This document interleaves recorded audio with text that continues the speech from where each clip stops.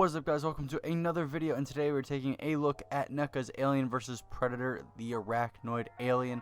Now this is the third and final alien that we need for the arcade appearance line, and it's actually been a while since I've reviewed a NECA figure. I've been doing a lot of Star Wars and Halo, but sliding this guy out of the box, I can already tell immediately the awesome paint job and sculpting that has been done to make this guy look really good. So I'm very excited to review this guy. So yeah, first impressions already off to a strong start.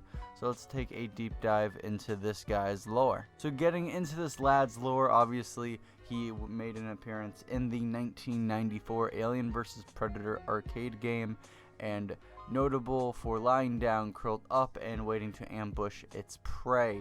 It has a grayish color, and there is a variant of it being purple and black, but there is no figure of that, so that will not be covered anytime soon unless NECA wants to re-release this guy.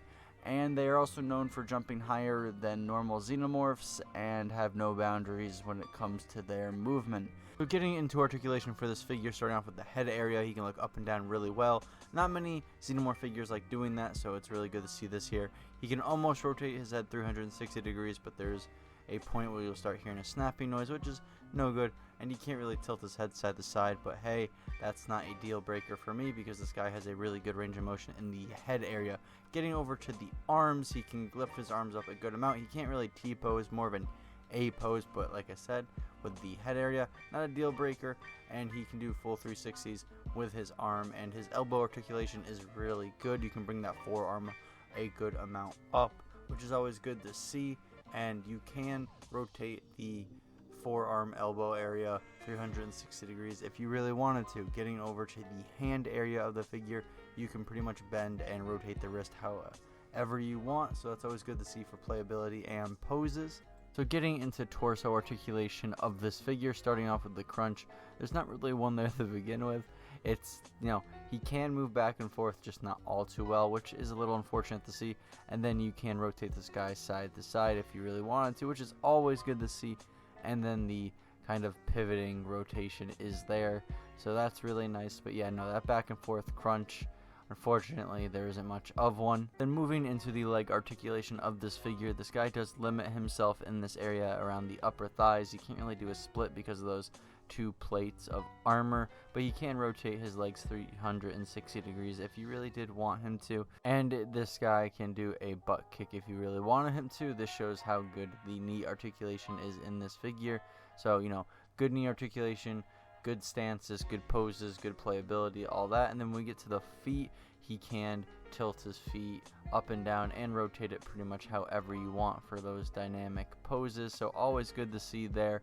And then the toes just go up and down like every other xenomorph toe does. And finally, we have the tail. The base of the tail can be rotated 360 degrees for easier posing, and then the tail itself is just one piece of rubber plastic thing that is easily manipulated, and it is just a formula that NECA has down and you can just simply rely on.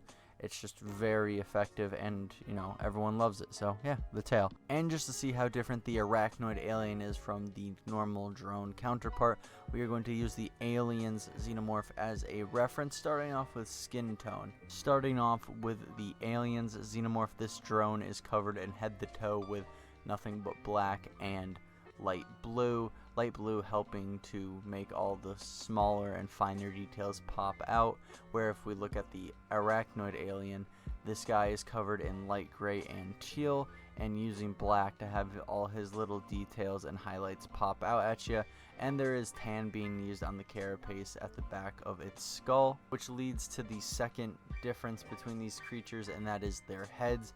The Alien's xenomorph has basically what is considered the base shape of all xenomorph heads, long and cylindrical and looking like a penis, where if we look at the Arachnoid Alien, his head's a little bit shorter, a little more girthier, still looks like a penis, but we can see that there's fins on the side of his head. He's got a small ridge going down the middle, and he has a carapace shell rather than what a xenomorph is normally made up out of. And the last comparisons that I can make between these two are in their shoulders and spines. If we look at the shoulders of the Alien's xenomorph, his shoulders are a lot taller and thinner, Where if we look at the Arachnoid Alien, his shoulders don't really stand up that high and they seem a lot flatter and thicker.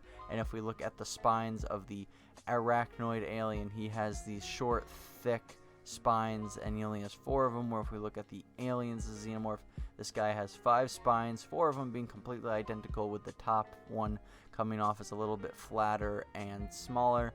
And then when we get to the shoulders down, there isn't really too much of a difference between these species, so there's nothing really to take away from, that.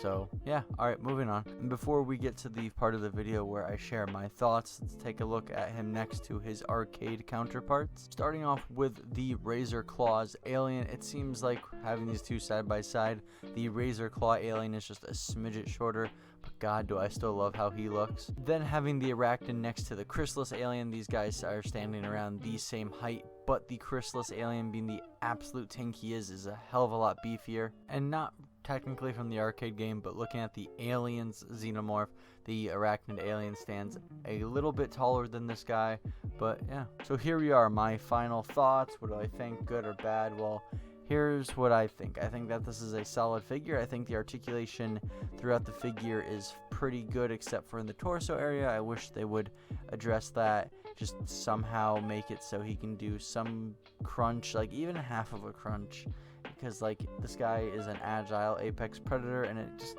feels a little off that he can't really move his torso around all too much. But after that, I think he has solid head, arm, leg, tail articulation. It's just that torso that's killing me. But besides that, I think this is a very solid figure. Because this is a NECA figure, obviously I'm going to praise the sculpting, the paint job. It's always phenomenal. I'm always going to love it. If there is a piece on this figure, or in any NECA figure, they are going to address it. They're going to make it happen. And I'm just, I love it. I just love the amount of detail NECA puts into these figures, and just like, it's like they took a Gundam marker or some black wash and just washed it over, because it's just all the details, all the tiny little details that pop out are just phenomenal. I love it. And yeah, overall just a solid figure. On the terms of, is this a really cool alien variant? Yes. Does it stick out like some of the others? Not really, because the only difference between this guy and a normal drone is like his color and his head. After that, he has like pretty much a normal xenomorph body. I know his spines are different, but like I said, it's just he has a normal xenomorph body, so he's not really going to stick out too much if you look at all the variants of aliens out there. But I do think that this guy's design is cool nonetheless. I think that the base xenomorph design is cool, so obviously I'm going to think any variant is cool, unless it's like overly ridiculous. I just love all the xenomorph designs out there. I'm just saying that this one isn't really going to stick out like some of the others, because this guy doesn't really have too much like anything different going on. But nonetheless, very cool. And with all that said, I am very happy to have this guy in my collection. I have now completed the 1994 AVP Arcade Xenomorph Trio, and will I be collecting the movie versions of these guys? Probably not, because I am very happy with how these guys turned out. I actually do prefer these versions more. I just like the colors more and how they pop out, but that's just my personal opinion. But anyways, I hope you enjoyed the video. If you did, a like and a subscription would be really cool. It helps out the channel, and I'm not even gonna make you comment because that's a lot of effort, and the bell is broken, so don't even worry about that. But if you like this video and you want to see more of that, check out the channel. I have a bunch of other reviews. I have the Razor Claw and the Chrysalis Alien up on the channel. I have some Halo and Star Wars stuff up there, and I try to throw in some model kit content whenever I can. And yeah, so if you enjoyed this video, do all that jazz, and I'll see you all in another one.